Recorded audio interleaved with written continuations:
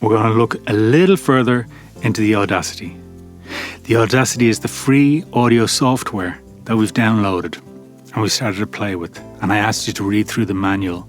So the last time we looked at the UI, all the buttons and what the sliders do and how you get your interface in and out. So this week I just want to go through the menus and see what's what in the menus, what you should be worried about, what you don't really need to worry about right now, because you're only learning, right? So this is a stepping stone into the big DAWs, the professional packages. So at the end of this, I'm hoping that you have some sort of oversight of Audacity, that you'll say there's a correlation between this and there's a correlation between the major the major DAWs, that you go, oh, I recognize that from Audacity. So if you see a big DAW, a big digital audio workstation in a professional setting, you won't get totally freaked out.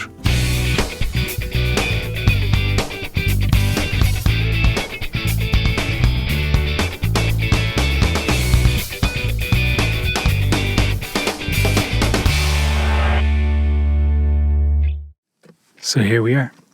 This is our Audacity, and then we're all set up. We know what the user interface is, we know what all those buttons do, and we know our timeline. So Audacity is shown up there because I'm on a Mac, okay? You guys might be on a PC, so things are going to look slightly different for you. But anyway, there's your preferences. Really important options show up in your edit in PC land, but in Mac land, there's your preferences. And you can go through these and try and learn them. There's not a whole lot there that you need to really worry about right now, because it's a bit under the hood. As long as it's seeing your interface or whatever audio hardware you're using, then you're all good. Okay? So let's look at File. If you use a computer, you'll recognize an awful lot of these things. You got New, you got Open Recent, which are the projects that you would have been working on. Close, and it closes that specific project, which is great. With New, you just got to be aware that it's always a project they're referring to, not an audio file.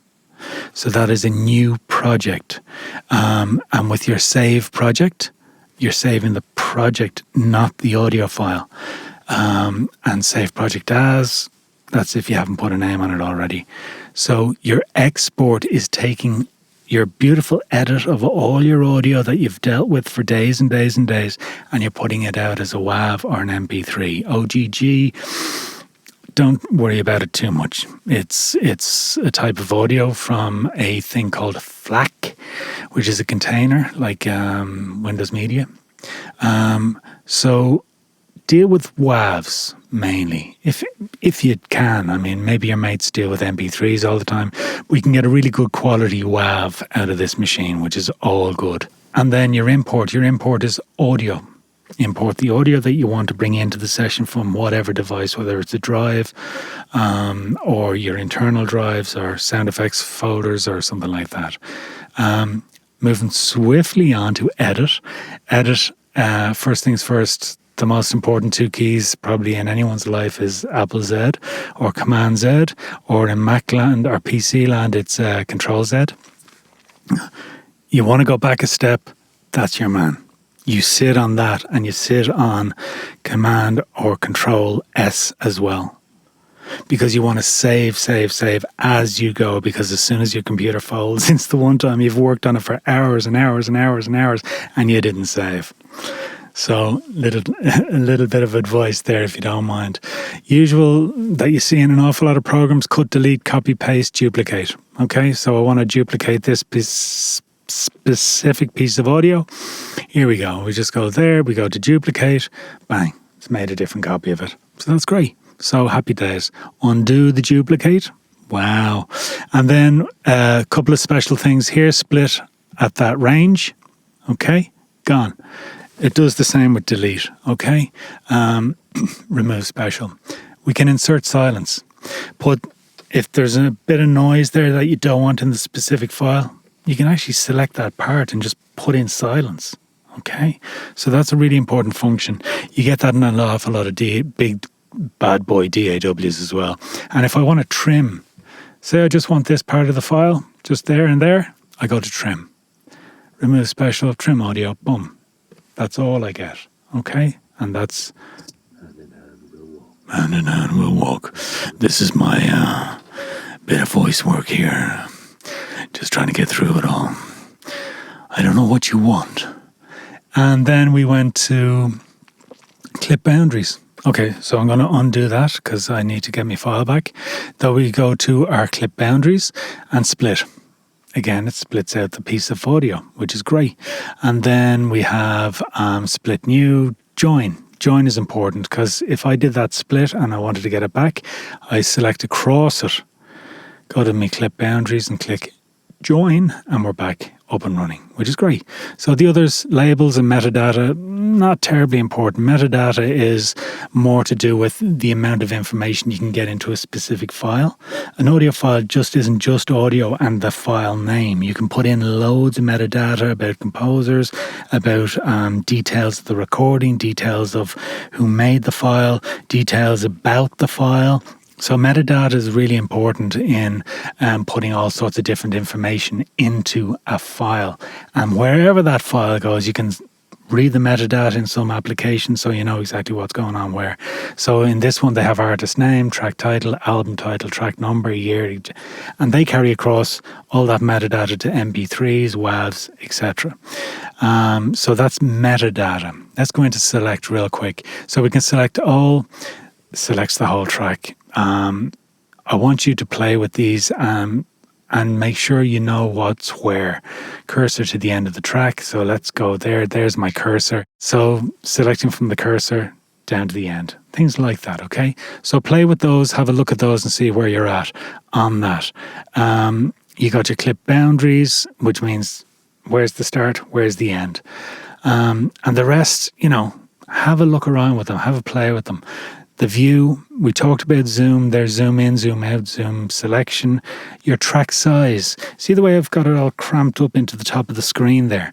Why don't I fit it to the height? I might as well use the amount of screen that I have so I have, space to work and I'm not cramping myself up and cramping my style. Transport, this is all about this transport bar that I talked about before that you've had in all your tape machines, from the beta tape to the cassette tape to the VHS to the whatever. They're all the same. Maybe they look slightly different graphically depending on the company you're dealing with. So play with these again. Add new, mono stereo. Okay, so if you've got a mono microphone, you want to add a new mono track for a microphone signal. If you're importing music or sound effects, bring in a stereo track. Okay, selecting stereo. Okay, don't worry about label and time. Mix is balancing everything out, and that's fine. You can remove the track. So you have some tracks there that you don't want. Click on that, they're gone. You can mute the track. It's all simple, pretty standard stuff that you're looking at here. But I want you to be familiar with them so you're not letting yourself down. As soon as you get this together, the big bad DAWs will look not as bad and they'll look a whole lot more familiar. So get your head around it. That's what I mean. Have a serious play with these things. Give yourself 5 minutes a day on the train or wherever you're going. If you're not going anywhere, you have all the time in the world to do that as well. Add remove plugins. If you have any external plugins, maybe you bought some plugins from for video editing or something like that. You can tell Audacity that they're in your system and you'd be able to use them. No problem. So that add remove plugins is literally just going, hey Audacity, I happen to get a load of plugins with my such and such a package. Have a look at them and they'll show up here. And you can use them straight away if they're VST or AU plugins. Brilliant. These are great toys. These are great. Chirp, DTMF, noise, silence, tone, pluck. These basically generate noise. They literally just generate noise. So I can select an area and I go to generate a noise, and that would be a tone.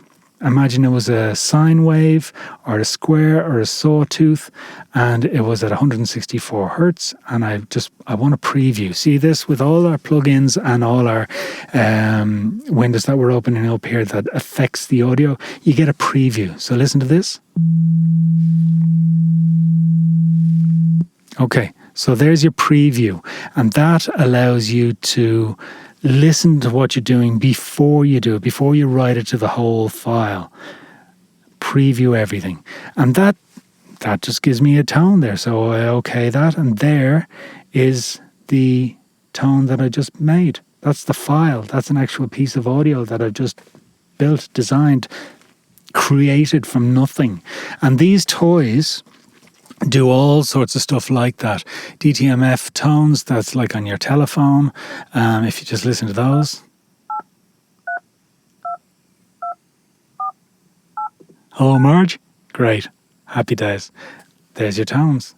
So you can use these for sound design and all sorts of playing with. And then when you go from your generated tones, you can go into your effects and you can use your effects on the same audio, which is all good. Pluck is just interesting because it creates a MIDI note from a synthesizer that's on your sound card in your computer. So that if you listen to this, it's a bit funky, but could be fun for design, Let's get on to the effects, because the effects are really important. Again, add remove plugins. If you have more plugins in your system, work away. Amplify, you can bring up and down the amplitude of your file. So if it's too loud, bring it down. Too quiet, bring it up. You bring it up, it's going to bring noise with it. So just be careful with how you play with those. You can preview the whole thing as well, which is all good. Okay, great. Happy days. Effect. Okay, Autodoc is interesting because Autodoc is when you apply it to a file. If your dialogue is playing out and you got music running underneath, when the voice is talking, to make it more intelligible, the music will duck down by a volume amount. So it's clearing itself away from the dialogue on the front. And that's called ducking. And it's used a lot in professional circles. So you have your dialogue running, and as each phrase or word is going on, the music is ducking, literally ducking underneath it. And it helps the intelligibility of the speech. So that's what they use it there for. So that's your audio duck. Can't control, must be placed in the selected below. So that's what they're saying. They're saying that because this is running at the top, imagine that was my dialogue track on the top, I'd need to have music underneath. And that would do the audio ducking from there, okay? Because it would recognize the dialogue on the top page and then duck the music underneath. So there's your audio duck, and that's how simple that is. You can change the pitch, bass and treble. Bass and treble, increasing the bass end, increasing the treble end. Super simple. Just grab the slider, go up and down. Again, with all of these plugins, please be really, really careful and sit on that Apple's head. Okay, do your previews as best you can, just so as you know what you're listening to before you commit to a file. And a file is written and you do not have a backup copy or a safety copy, all hell will break loose. Okay, so generate, what am I on? Effect. So change the pitch, like changing the pitch down to there, it comes down to there. Now I'm down there in my pitch, or bringing my pitch up or down. I can do that. And I can do that from that note up to that note, or else just grab the frequencies up to there. Okay, so simple. Do have a play with all of these things. Change the speed. I changed the speed from a slow talking to that now. Okay, things like that. That's simple. Click removal. So there's any clicks in the audio, digital clicks, etc., that'll find them and get rid of them. There's your threshold. Just again, be really careful. It's used an awful lot in an awful lot of professional DAWs. So this is really important to get your head into click removal. There's also noise reduction, which is really important as well. Noise reduction allows you to sample a piece of audio, and that recognizes it as the noise floor. Okay, so the noise floor is a sample of that noise. So it'll go into the rest of your dialogue. and take out all that noise that you've just introduced it to. So if we just look at that, see, there's your noise reduction. About how much do you want to reduce the noise reduction and the sensitivity, how aggressive it is in going out to pull out those frequencies. Okay, so noise reduction is super important as well. And you get that in all sorts of different big plugins as well, like Isotope RX or Acusonus Era bundle. There's where you get your noise profile. So if you're going out to shoot, what you do is you shoot 30 seconds of nothing. Just complete silence in the room. And you'll notice that there's an awful lot of noise in the room just by staying silent. And you could use that as your noise profile. Okay? So that's one thing to look at there. Fade in and fade out. So at the start and at the end of your audio file, if I just get rid of that, I'm just going to get rid of that. If I go here and I just lose that, see how abruptly that file ends. So I'm just going to go there and then I'm going to go effect, fade out. Boom. And it's a nice smooth curve out of the audio. So there's no big bangs and crashes into your audio files and out of your audio files. Okay. I'm going to undo that.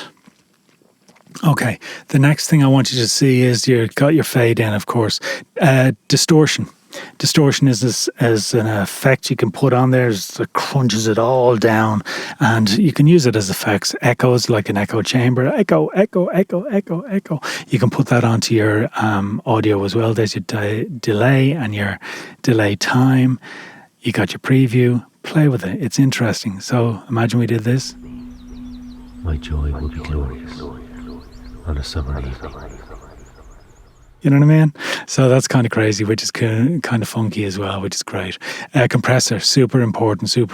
So somebody asked us to go through this. Compressors are a means of controlling dynamics of a dialogue. So I could be really high on my dialogue and then I'm going down low, but I'm really talking low for a while. But then my dynamic goes up a bit more. So to control that on air and make the voice intelligible, we put on a compressor. Now, a compressor is kind of a cap that travels through your dialogue, and as the loud dynamics on your dialogue happen, this cap kind of gently eases them down, says, you're all right, stay where you are, you just stay down there, okay?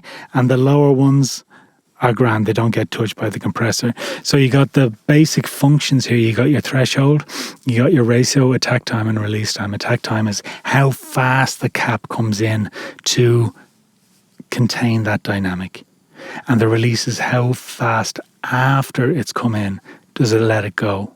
Okay, so you got to be real careful of those, because you can get sort of pumping sounds and stuff like that in your audio. So again, be super careful. Your threshold is where that cap comes in, at what point. This is a compressor in a free piece of software that you can download off the internet. A super good one, I must admit. There are lots and lots of professional compressors out there with beautiful graphical interfaces. The main controls are pretty much the same. You don't get the beautiful GUI, the beautiful graphical user interface on this, but this is a really good one to start with, because you have to use your ears. You have to use your ears because, listen, you're not getting all the big fancy pants details and whatever else that you get with a professional compressor, you know. So keep an eye on that. Ratio is the amount. So if I reduce the cap by that dynamic by 2 dB or 3 dB or 4 dB or 3 to 1 or 2 to 1 or 1 to 1, it basically gives you the bigger the ratio, the harder the cap is going to be to hold the dialogue down. Okay, so just keep an eye on that as well. That's a compressor. Another type of compressor is here as well, a limiter. So a limiter is like a really hard cap to keep the everything contained. You know, it's the mother superior of compressors. There's a reverb. So, you know, your reverbs, you walk into a big hall, you got reverb bashing around. You can put reverb onto your sound effects there, which is great. Wah-wah is another thing. It's like a wah-wah-wah-wah phaser on your audio, which is super good. The others, worth playing with. Low pass shelves everything below or above a certain frequency. High pass shelves everything around a certain frequency. So in dialogue, I generally shelve everything below 80 hertz down because it's nowhere near the intelligibility frequency range of audio, of dialogue. So, but it gets rid of a load of building rumbles and distant traffic and stuff like that are really low and muddy down there. So if you pull out everything below 80 hertz, it'll clean up things for you massively straight off. So that's really important. Tremolo is another kind of sound effect. It is kind of sound effect. So they're the effects. Do go in, do play, make sure you have everything backed up and you're using a fresh file that you have a copy of somewhere else if it's important to you, okay? Analyze, don't worry about that. Don't really worry about it because you're getting into the nitty gritty of the actual frequencies and stuff. You'll get freaked out. Let's not worry about that right now. And again, tools. It's getting into the big nitty gritty of stuff. Just for your basic fun, having the crack, learning what's going on. You can deal with that with the manual at some other stage. You got your window, you got your extras, which are all about the transport tools, mixers, playback speed, stuff like that. Get in there, play with them, look at them, move around, pull it apart. That's what you got to do. You got to pull it apart. You got your quick help in your menu and your help, okay? I can show you how to do everything on this, but you will not learn from that. So that's why I just need to give you a couple of pointers and I want you to go away and learn for yourself, okay? Because if you learn for yourself, then it'll stick in there. And then when you do move on to the big DAWs, you go, oh, it's in there. I recognize that. And it's going to work for you so much easier. So that was just our run through of the menus of what you can do with Audacity. A couple of quick edits, a couple of looking at sound effects, generating effects.